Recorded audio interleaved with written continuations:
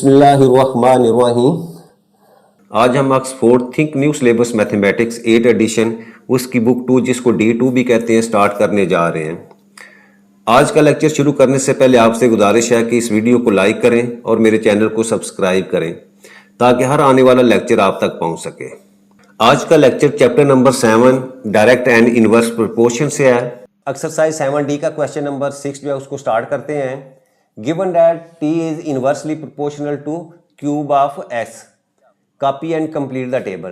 अच्छा, अब ये टेबल एक दिया हुआ है। अच्छा, अब टेबल में देखें, इसमें ये वाली वैल्यू जो है ये इंपॉर्टेंट है, ठीक है। इसमें s और t की वैल्यू दी हुई है, तो इस वैल्यू को या इस ऑर्डर पेयर से हम जो है वो k की वैल्यू जो है फाइंड करेंगे। तो सबसे पहले हम लिखते हैं जी, since t is inversely proportional to 1 over cube of s, ठीक है। अब यहाँ से हम by definition of inverse proportion t is equal to k over s की power 3 where k is a constant, ठीक है। और यहाँ से अगर मैं क्रॉस मल्टीप्लाई करूँ तो T S cube that is equal to K. अच्छा, अब यहाँ हमारे पास जो है वो t की वैल्यू 80 दी हुई है और s की वैल्यू जो है वो 1 दी हुई है। ये दोनों वैल्यू जो है मैं इस इक्वेशन में पुट करता हूँ, तो मेरे पास वैल्यू आ जाएगी जी, t की जगह 1 पुट कर दें, 80 पुट कर दें, और इसी तरह s की जगह 1, तो 1 का क्यूब हो जाएगा डेट इज इक्वल टू के, और यहाँ से 80 और 1 का क्यूब 1 ही रहेगा इज इक्वल टू के, और यहाँ से k की वैल्यू आपके पास जो है वो 80 आ जाती है। अच्छा, अब इस k की वैल्यू को पुट करते हैं हम, इस इक्वेशन के अंदर पुट करूँगा तो मेरे पास जो है वो आ जाएगा therefore t is equal to k की जगह आप 80 पुट किया डिवाइडेड बाई s पावर 3। ये मेरे पास जो है वो एक रिलेशन आ गया s और t के दरमियान में। अच्छा, अब नेक्स्ट हमारे पास कुछ वैल्यूज़ s की दी हुई हैं, तो हमने t की वैल्यूज़ फाइंड करनी है, और नेक्स्ट 2 वैल्यूज जो है वो t में दी हुई हैं, तो हम s की वैल्यू जो है वो फाइंड करते हैं। तो 1 बाई 1 जो है वो हम इन वैल्यूज़ को जो है वो फाइंड करते हैं।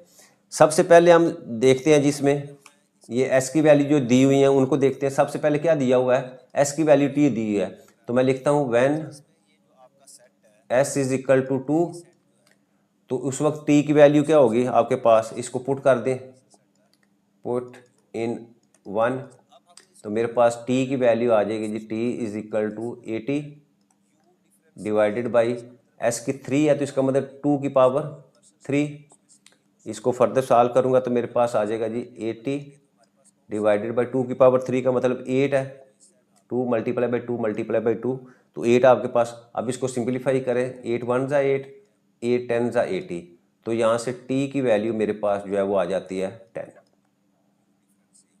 तो यहाँ मैं वैल्यू जो है वो यहाँ टेबल के अंदर भी पुट कर देता हूँ, t की वैल्यू आपके पास जो है वो 10 आ गई। अच्छा, नेक्स्ट हमारे पास s की वैल्यू जो है वो 4 है, when s is equal to 4, इसको अगेन पुट कर दें, पुट इन 1, तो यहाँ से मेरे पास जो है वो t की वैल्यू आ जाएगी जी, t is equal to 80 divided by 4 की पावर 3, इसको फर्दर ऐड 80 डिवाइडेड बाई 4 की पावर 3 का मतलब 64। अब 80 को 64 के ऊपर डिवाइड करें तो मेरे पास आंसर आ जाता है जी 1.25। तो इसका मतलब S4 के अगेंस्ट मेरे पास वैल्यू आ गई जी 1.25, ठीक है। ये तो मेरे पास S की 2 वैल्यूज दी हुई थी और मैंने उसके अगेंस्ट जो है वो T की वैल्यू जो है वो फाइंड कर दी। अच्छा, नेक्स्ट उसने क्या दिया हुआ है, T की वैल्यूज दी हुई हैं, तो हम देखते हैं जी when t is equal to 0.08, ये वाली वैल्यू हम पहले यूज करते हैं, तो इसको पुट करते हैं जी, पुट इन इक्वेशन 1, तो 1 में पुट करें, t की जगह आप वैल्यूज पुट कर दें 0.08 that is equal to 80 over s की वैल्यू जो है वो हमने फाइंड करनी है, तो s क्यूब में जो है लिख देता हूँ। अब इसको क्रॉस मल्टीप्लाई करूँगा तो ये मेरे पास आए 0.08 s क्यूब मल्टीप्लाई 80, और यहाँ से एस क्यूब जो है वो that is equal to 80 divided by 0.08। ठीक है। अच्छा, अब ये डेसिमल पॉइंट को यहाँ से अगर मैं रिमूव करूँ तो ऊपर आपको 100 लिखना पड़ेगा इसकी जगह। अब इसको सिंप्लीफाई कर दें, 8 1 ज़ा 8, 8 10 ज़ा 80, तो एस क्यूब ऑफ एस जो है वो that is equal to 10 multiply by 100 आपके पास 1000 आ जाएगा। और इसको हम क्यूब की फॉर्म में लिखूँ तो 10 की पावर 3, और यहाँ से मैं इसका क्यूब रूट लेता हूँ, इधर भी क्यूब रूट और राइट साइड के ऊपर भी आपने क्यूब रूट लेना है। तो यहाँ से क्यूब और क्यूब रूट आपस में कैंसिल हो जाएंगे और यहाँ से एस की वैल्यू आपके पास जो है वो 10 आ जाती है। तो ये एक वैल्यू जो है वो हम 10 की जो है वो इसके अगेंस्ट यहाँ लिख देते हैं जी 10।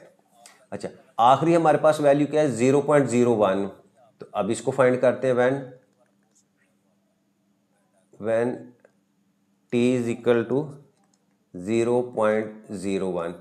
इसको पुट करें इक्वेशन 1 में, पुट इन 1, तो यहाँ से मेरे पास वैल्यू आ जाएगी जी 0.01 that is equal to 80 divided by S की पावर 3 या क्यूब रूट ऑफ एस।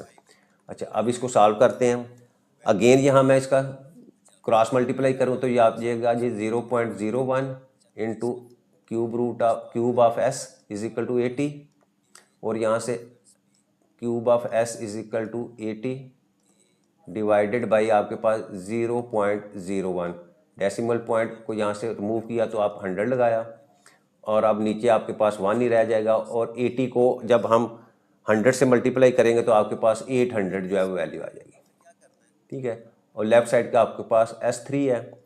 अच्छा, अब देखो इसको मैं अगर इसको मैं ब्रेक करके लिखूँ तो मैं इसको लिख सकता हूँ 20 मल्टीप्लाई बाई 20 मल्टीप्लाई बाई 20। ठीक है, यानी 20 का क्यूब जो है वो आपका 8000 के इक्वल है। और इसको फर्दर अगर मैं लिखूँ तो ये मेरे पास आ जाएगा जी 20 की पावर 3। अब एस फाइंड करना है तो हम क्या करेंगे, दोनों तरफ जो है इसका क्यूब रूट लेते हैं, इधर भी क्यूब रूट लिखें, इधर भी क्यूब रूट लिखें, क्यूब और क्यूब रूट आपस में कैंसिल हो जाएंगे, तो यहाँ से आपके पास एस की वैल्यू जो है वो 20 आ जाती है।